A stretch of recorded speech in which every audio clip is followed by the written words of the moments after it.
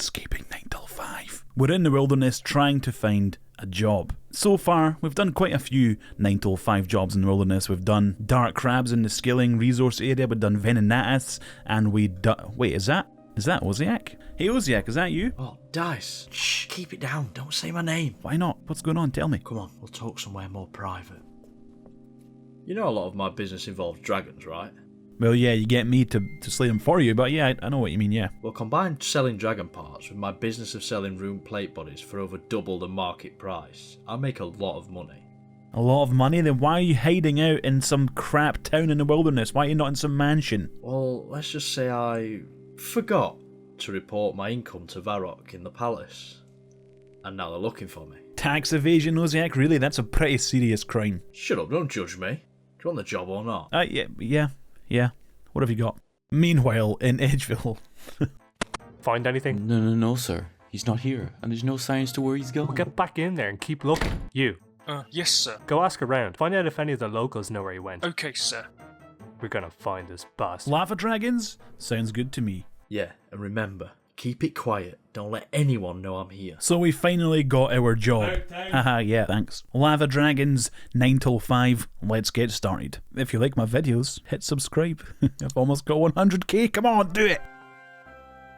Gear setup. The main pieces of my gear are the Tormented Bracelet and the Occult Necklace to make my magic damage a lot higher. I've also got the Salad Robes on with the Mage Fremenic Helmet with my staff, my Smoke Battle Staff, so Mystic Smoke Battle Staff actually, just to be completely accurate. I've got the Anti-Fire Shield, I've got Climbing Boots on I believe, but those don't matter. Really the only gear that matters that I have equipped are the things that provide a Mage Strength bonus, the Staff, and the shield. Everything else could be replaced, really, because the dragon's magic defense is so low that you don't really need magic accuracy clothes like the Xerishian robes, the mage cape, the helmet. None of that stuff matters. Only mage strength bonus providing gear really matters. But that's what I've got equipped. In my inventory I have Sarah Brews, restores and staminas for obvious reasons. I've got a dense bulwark and black dragon hide to defend myself from PKers. I've got the royal seed pod as my teleport method below level 30 wilderness. I've got a looting bag obviously to store the loot. And I've got an axe just so I can use the canoe up here because it's actually the best transport method I believe to get to these lava dragons, especially with the shortcut unlocked, which I do have unlocked. I can use that. And the process of actually slaying the lava dragons is quite a simple one. I'd transport up to the wilderness, hop over the little shortcut and start slaying the dragons. The skeletons in the trees here provide a good safe spot for me to attack either dragon that spawn next to the shortcut. I get a full inventory. With the elite diary done, the bones are noted so I can stay a little bit longer. I don't grind up the lava dragon scales because I've found that filling up my looting bag and then my inventory with the amount of space that I have is basically a perfect amount of time. It's 15 to 25 minutes in a trip, which gives me a perfect amount of loot to feel comfortable leaving with. If I leave any earlier, I'm thinking I wasted my time, I don't have much money. If I left any later, I would be thinking I've got too much and I'm risking it. So it kind of gave me a great balance. After filling up my inventory, I hop back over the shortcut and just bolt it south, usually past Vetion. Sometimes he tries to get a cheeky little swipe at me, but I skillfully dodge it.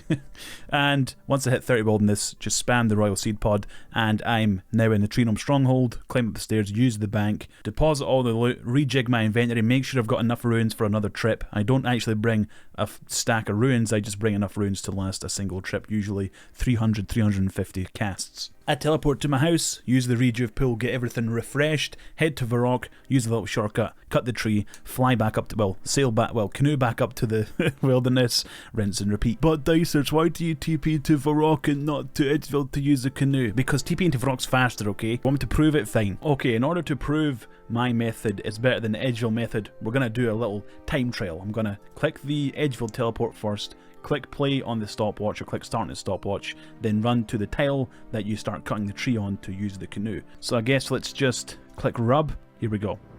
Edgeville, attempt number 1. We're going to try and get to this tile. I marked it already as quick as possible. We're on 10 seconds right now. 13 seconds, we're almost there. 14. Come on, come on, come on. If you actually click on the tree before you hit the tile, it takes longer. Oh, 20. I stopped for a second. I stopped for a game tick there, and it made me walk, so I lost maybe 2 ticks, maybe like 1.2 seconds. So we're looking at about 20.5 20.5 seconds. I'll write that 20.5 in the public chat so I can see it. 20.5. We're going to try it with Varrock, but we're not going to try it with the Varrock teleport tab because it takes time for that animation. You throw the tab to the floor, then you do the teleport animation. That's quite a long animation. It's also not the animation that we go through when we do this method. We actually use the portal thing, so we don't have any animation. So we're actually going to use this teleport here. Then we're going to get to the Varrock portal that I've got here. My house looks a bit rugged. Don't judge it. As soon as we click on the portal, we're going to hit play or start on the stopwatch. Here we go. It's like an instant teleport. You see that? Oh, someone from the CC's here. It's going to see me racing. We're on 6 seconds, 7 seconds. You can see the tile right there. The only thing I'm worried about right now, because I haven't actually tested this before, I just assumed it was faster, is this underwall tunnel shortcut. Oh my god. Here we go. Come on. Get there. Oh! 20.3 seconds. It's basically the exact same, but for the sake of science and my stopwatchness, which is completely flawless, there was no flaws in the test I just ran. My method is faster, so whoever's writing that goddamn comment saying, oh, Edgeville's faster, go f yourself. Meanwhile, back in Edgeville, the guards are still looking for Oziak. Oh, why are you knocking on the doors of the man barn? Oh, a guard. Have you come to join us? The man barn? What's a man barn? Are you new here? It's a barn filled with men. Why? Why? Why do you think? We all get together and we have a massive... I need to know if you or any of your men have seen Oziak. Oh, Oziak, yeah, he comes here all the time. All the time? Do you know where he is? He seems to have gone missing or ran away. Well, he's not here in the man barn, sadly. I hope he joins us soon, though. The last time he was here, did he mention anything that could give us a clue to where he went?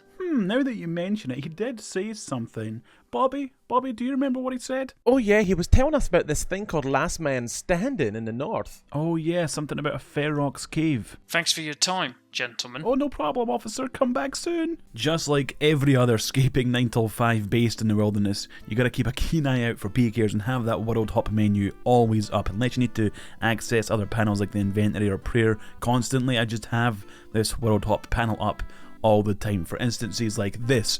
Someone logs in, I'm like, oh crap, let's hop world before they can react.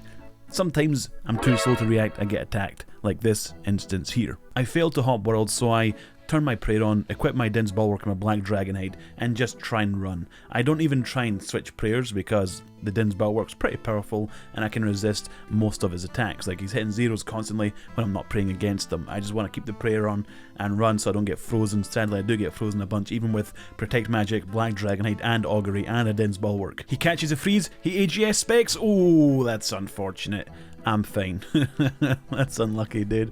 I didn't even pray against melee in it. During the entire 8 hours of me doing this, he was the only PKer who could use the shortcut. I get attacked about 24 times. So many PKers are peeking at lava dragons, by the way. Most of them are looking for lower levels, so most of them can attack me, but they're like level 80 or 90, so they don't really do anything.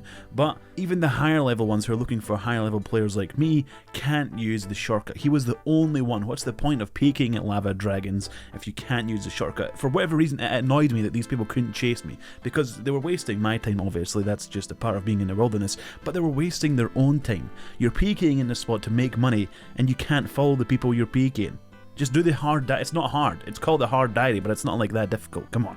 Oh no, I've just realised something and I need to come clean about it. I've been using Blood Runes, I've been using Fire Wave, Fire Surge exists, the Trident exists, and I've been using Fire Wave. I've only been using the Fire Wave for about an hour or two into the shift, so it's not that big a deal. I'm still getting a decent amount of loot and doing it in a decent amount of time, but I could be even faster with either a Trident or Fire Surge. I'm going to swap out these Blood Runes for Wrath Runes. They cost about the same amount of GP. I'm going to be using Fire Surge over the Trident because the Trident costs more per cast. Using either Blood Runes or Wrath Runes, it's about 400 GP, roughly, give or take 15 or so GP per cast, but with the Trident it's about 480 GP per cast. And in the Lava Dragons money making article on the OSRS wiki, it has this one sentence. I don't know how accurate it is because I didn't find any other information related to this, but it says the Lava Dragons are prone to fire spells. Don't know if that's accurate, if they have some sort of special weakness to fire, but It says that in this random sentence. I don't think it's true. I think they're just weak to magic in general, but I'm gonna go with Fire Surge. Meanwhile, back at the Ferox Enclave. March, men, march. We're almost there. There he is. Oziak. We found him. Oziak, you're under arrest. Don't move. Huh? Oh no, I'm getting the hell out of here. Get him, boys.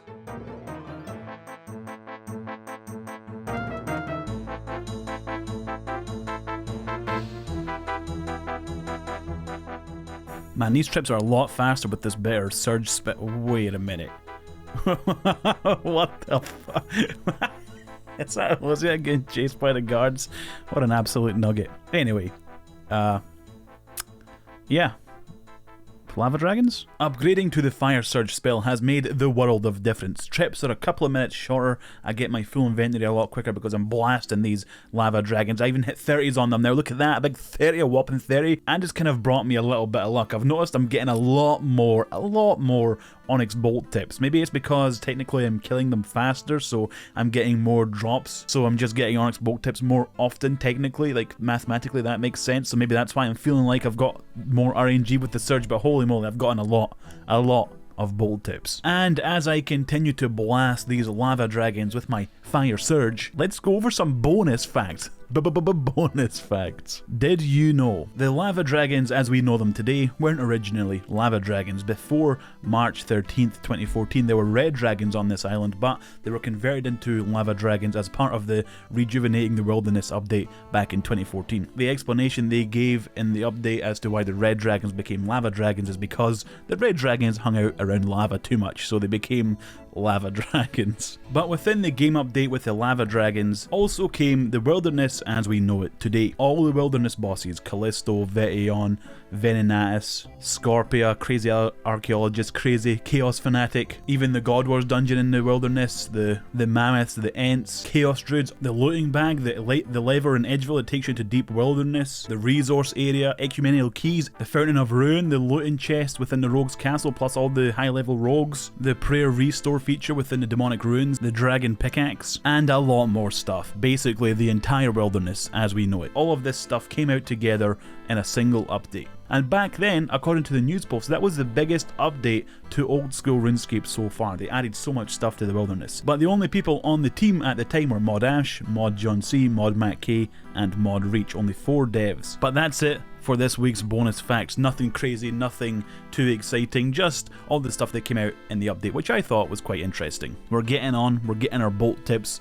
We've encountered a bunch of PKers.